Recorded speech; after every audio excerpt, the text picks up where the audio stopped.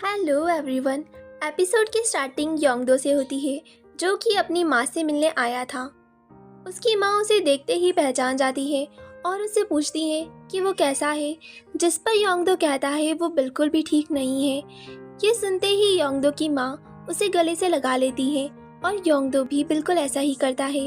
इसका मतलब था अब इन दोनों के बीच भी सब कुछ ठीक हो चुका है। नेक्स्ट सीन में हम ईस्टर को देखते हैं, जो कि रेचल से कहती है कि अब उसे भी उसका बिजनेस में हाथ बटाना चाहिए। यहाँ हमें पता चलता है कि रेचल कुछ दिनों से स्लीपिंग पिल्स ले रही है क्योंकि उसे रात में नींद नहीं आ रही, जिस पर ईस्टर उसे किसी डॉक्टर को दिखाने का सजेस्ट करती है। और जब रेचल उन डॉक्टर के पास पहुँचती है तो वहाँ उसकी मुलाकात हियोशिन से होती है। यहाँ उनकी थोड़ी बहुत बातचीत शुरू होती है और हियोशिन रेचल को बताता है कि वो कुछ दिनों में आर्मी ज्वाइन करने वाला है, इसीलिए वो कुछ दिनों तक यहाँ नहीं रहेगा। उसकी जाने वाली बात सुनकर रेचल निराश हो जाती है। यहाँ हमें पता चलता है कि रेचल के दिल में हियोशिन के लिए कुछ फीलिंग्स आने लगी है। जब हियोशिन जाने ही वाला था तब उससे मिलने तैन आता है। तैन को देखकर वो बहुत ज़्यादा खुश हो जाता है, पर उसे इस बात का दुख था कि उसके पेरेंट्स नहीं आए हैं। उसके पेरेंट्स उस चीज़ में कभी भी उसका साथ नहीं देते जिस चीज़ को वो करना चाहता है दिल से। नेक्स्ट सीन में हम मिस्टर किम को देखते हैं, जो जिसुक से उसके ऐसा करने का कारण पूछ रहे थे। जहां जिसुक की बातों से ये साफ समझ आ रहा था कि उसे अपने किए का कोई भी पछतावा नहीं है और अगर उसे ऐसा मौका दोबारा मिला तो वो उसे बिल्कुल भी हाथ से नहीं जाने देगी।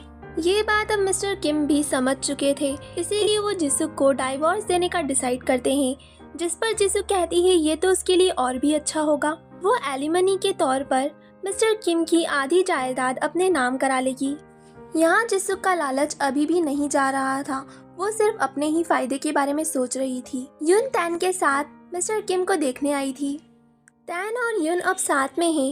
ये देखकर मिस्टर किम को बहुत ज़्यादा खुशी हो रही थी, पर वो अपनी खुशी किसी के सामने जाहिर नहीं करते क्योंकि वो अपने बच्चों के सामने अपनी गलती से शर्मिंदा नहीं होना चाहते थे।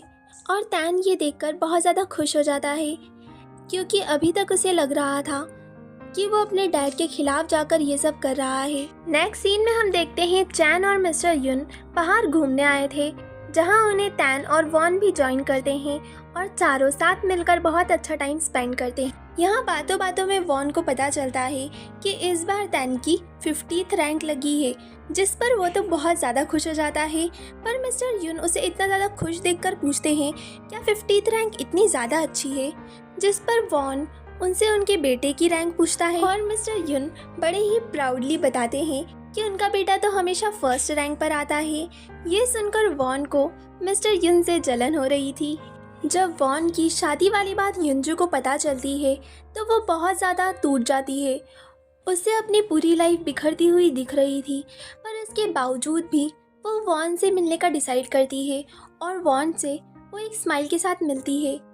पर वॉन की इतनी हिम्मत नहीं थी कि वो युनजू से आंखों में आंखें डालकर बात कर सके, क्योंकि वो जानता था कि उसने युनजू के साथ कितना ज़्यादा गलत करा है। वो युनजू को सॉरी कहता है, पर युनजू कहती है उसे सॉरी कहने की कोई ज़रूरत नहीं है, क्योंकि वो शुरुआत से ही जानती थी कि उनके इस रिश्ते की एंडिंग कैसे होने वाली है और अब वो इन दोनों के रिश्ते को ख़त्म करना चाहती है। वो ये विश करेगी कि वॉन हमेशा खुश रहे और वो एक झूठी मुस्कुराहट के साथ वॉन को गुड बाय कहती है। पर वो अंदर ही अंदर कितनी ज़्यादा टूट चुकी थी, ये चीज़ अच्छे से वॉन भी जानता था। वॉन उसके बाद घर लौटता है, जहाँ तैन उससे उसकी शादी के बारे में पूछता है। वॉन उसे बताता है कि वो मिस्टर किम की कंपनी को अकेले नहीं बचा सकते थे और उसकी कंपनी को बचाने की ये एक भरपाई है।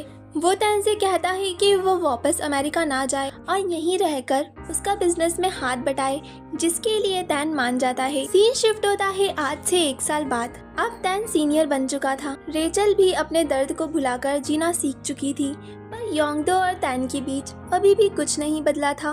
वो दोनों अभी भी एक दूसरे को इग्नोर कर रहे थे। वॉन के पास वो सब कुछ था जो उसे जिंदगी में चाहिए था, पर इसी के साथ उसकी ज़िंदगी में निराशा और दुख भी था। उसे इस बात का बहुत ज़्यादा गिल्ट था कि उसने किस तरह युनजू को सपने दिखाकर सभी सपनों को तोड़ दिया। वो युनजू की याद में हर रोज़ रोता था।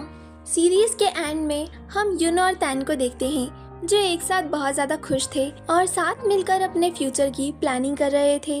वो दोनों साथ मिलकर इमेजिनेशन करते हैं फ्यूचर के 10 साल की, जहां वो देखते हैं कि बोना और चैन की शादी हो चुकी है और वो दोनों अपने कामों में बहुत ज़्यादा बिजी हैं। ह्योशिन एक एक्टर है और रेचल एक बहुत फेमस डिज़ाइनर, और ये दोनों एक दूसरे को डेट कर रहे हैं। अब तैन और योंगदो में भी सब कुछ ठीक हो चुका है और मिस्टर किम ने भी तैन और युन का रिश्ता दिल से अपना लिया है, और वो इस बात को बताने में किसी के सामने अब हिचकिचाते भी नहीं हैं। वो अपने इमेजिनेशन में जिसुक को भी अपनी फैमिली का हिस्सा देखते हैं। युन की माँ और केई की दोस्ती भी अब बहुत ज़्यादा गहरी हो चुकी है, और आखिर में हमें युन और तैन को दिखाया जाता है जो अपनी ज़िंदगी में बहुत ज़्यादा खुश हैं। और यहीं इन्हीं सुनहरे सपनों के साथ ये सीरीज़ एंड होती है। बाय।